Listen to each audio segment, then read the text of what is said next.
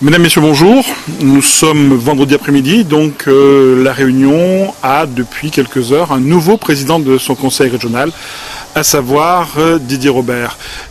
Cette élection a eu lieu ce matin, j'espère que vous l'avez suivi également pour Zinfo. Quel est le sentiment que vous avez eu à l'issue de cette élection ? Je crois que la passation de pouvoir s'est faite de manière la plus naturelle possible. Il n'y a pas eu vraiment de tiraillement. On attendait un discours fleuve du président Vergès au moment de la passation de pouvoir. Je l'ai trouvé très à l'aise, et même mieux, il a fait à plusieurs reprises, il a fait de l'humour. Avec ce bébé qui pleurait dans l'hémicycle. Ouais. Et même vis-à-vis de Didier Robert, j'ai été étonné. Lorsque Didier Robert s'est dirigé vers le fauteuil présidentiel, il s'est levé, il n'y a pas eu... Il y a eu un grand sourire échangé entre les deux hommes. Surtout, il y a eu un grand sourire à la fin. Il a semblé un petit peu gêné par rapport sans doute à cette situation-là. Mais bon, dans l'ensemble, ça s'est très bien passé. D'ailleurs, quand il est parti, il a reconnu que tout s'est bien passé. Il avait eu peur un petit peu des insultes, il avait annoncé la veille. Bon, dans l'ensemble, ça s'est bien passé. Et puis, il y a eu ce discours. Revenons une seconde sur ces insultes dont il avait mis en demeure quasiment Didier Robert de maîtriser ses militants pour pas qu'il y ait d'insultes vis-à-vis des élus de l'opposition.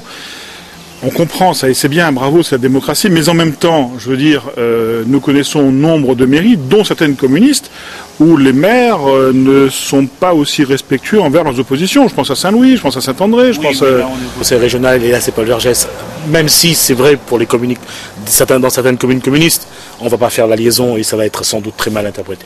Bon, non, mais c'est très bien que ça soit passé comme ça, mais c'était quand même assez surréaliste dans la demande. Déjà, et la façon dont c'est fait. Non. Déjà, qu'il ait demandé, c'est un petit peu blessant vis-à-vis de Didier Robert. Voilà, ça c'est un peu étonnant. Mais bon, maintenant, ça s'est bien passé. Je crois qu'il faut se féliciter que cette page historique soit tournée. Si ça pouvait être comme ça à chaque fois, on va dire ça comme ça pour terminer positivement. Si ça pouvait être comme ça à chaque fois qu'il y a une élection, que ce soit dans une mairie, dans une collectivité, eh bien nous en féliciterons. Voilà, hein, on va dire ça comme ça. Vous vouliez évoquer le discours. Il y a surtout le discours le programme que Didier Robert a rappelé. Il y a une phrase surtout dedans qui, je pense que la presse dans son ensemble a retenu, c'est que le tram-train, dans sa forme actuelle, n'est pas acceptable. Alors autant sur la MCUR, il a été clair, hein, c'est fini, à partir d'aujourd'hui, je prends l'engagement. Autant sur le tram-train, cette petite phrase, le dossier en l'état actuel des choses, c'est vrai qu'il laisse une petite porte ouverte. Il laisse une porte ouverte, et c'est clair qu'il laisse une porte ouverte aujourd'hui au tram-train, mais surtout il faut revenir à ce qu'avait dit Jean-Louis Lagourgue le dimanche à l'issue de l'élection, c'est que s'il y a la dotation ferroviaire, le tram-train peut être fait. Donc c'est vrai que déjà à ce moment-là, la question s'est posée. Et le problème, c'est que il faut se dire que Didier Robert a quand même fait une partie de sa campagne en disant qu'on arrête le tram-train. Oui, alors le tram-train sera fait. Permettez-moi d'en douter quand même, parce que quand il vient d'annoncer 600 millions d'euros pour les bus, je vois mal comment on pourrait mettre 600 millions d'euros en plus du tram-train, sachant que déjà que le tram-train, la région était exsangue. Il a dit que lui, il va privilégier son projet de Trans-Éco. Oui. C'est-à-dire les 2000 bus, je crois, les 2000 bus qu'il veut mettre sur route, sur un TCSP. Oui, mais justement, en termes de finances, on sait qu'avec déjà avec le tram-train, ça passait pas, et avec la dotation, ça passait juste. Oui. Si on rajoute encore 600 millions d'euros pour les bus, en plus du tram-train, je vois pas comment financièrement la région pourrait le faire. Moi, ce que j'ai compris de ce qu'il a dit de son discours, c'est que dans sa forme actuelle, ça veut dire que si demain il y a des investisseurs privés qui veulent le prendre à leur compte, ok, mais je vois mal comment la région peut faire les deux projets en même temps. De toute façon, sur ce qu'il a dit, c'est beaucoup plus simple. Il a dit qu'il faut des avenants, une modification des accords de Matignon. Donc cet argent-là, c'est cet argent-là qu'il veut utiliser pour acheter les bus. Parce qu'il est impossible aujourd'hui qu'il puisse utiliser le budget 2010 de la région pour faire d'une part les 300 millions pour la réhabilitation et la construction de structures culturelles et sportives. Et surtout, il faut se rendre compte que c'est les 600 millions dont il a besoin, 150 millions dont il a besoin, 450 millions pour l'investissement, 200 millions pour la maintenance et le fonctionnement. Il y a un problème. Il ne pourra pas le prendre sur le budget de 2010. Il ne pourra le prendre que dans les accords de Matignon.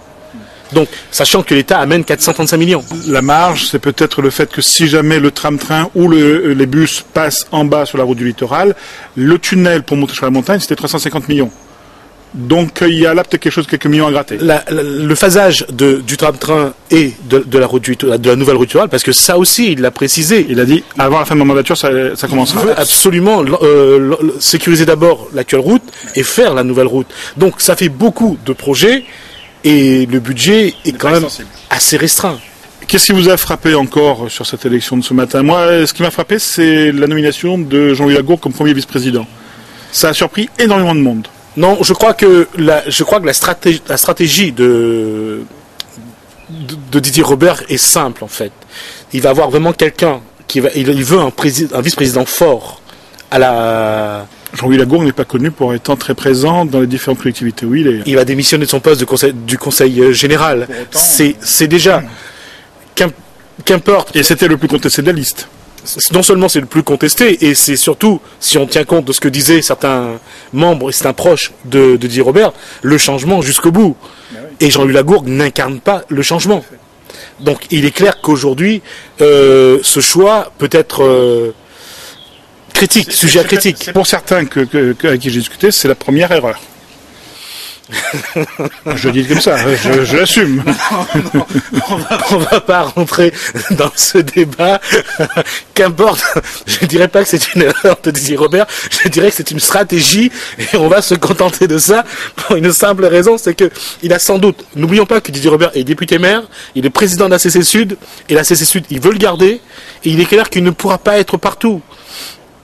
Donc s'il veut garder la CC Sud, il n'a pas besoin. Je sais pas si c'est vous qui m'expliquez qu'il pouvait garder la CC Sud sans être conseiller. Non, sans être conseiller municipal, il a le droit. Oui. Ah non. Oui, c'est ça, oui. Et donc il quitte le mandat de maire et il continue à piloter la mairie depuis la CC Sud, quoi. Grosso modo, on va dire que c'est ça. Donc la CC Sud va lui permettre de garder un pied dans la mairie. Mais il va faire le grand écart entre le nord et le sud. Et sans vouloir critiquer ceux qui ont tendance à vouloir faire souvent des grands écarts, on pense à la même personne. Ça finit par des déchirures. Donc Didier Robert devra choisir. Et quelque part, je ne sais pas si c'est une erreur, mais il devra quand même avoir un œil sur la région s'il veut vraiment que. En plus, avec le programme qu'il a donné ce matin, il y a un boulot phénoménal. On est déjà au mois de mars et il a annoncé un paquet de choses avant la fin de l'année. Et surtout la modification du budget 2010. Oui.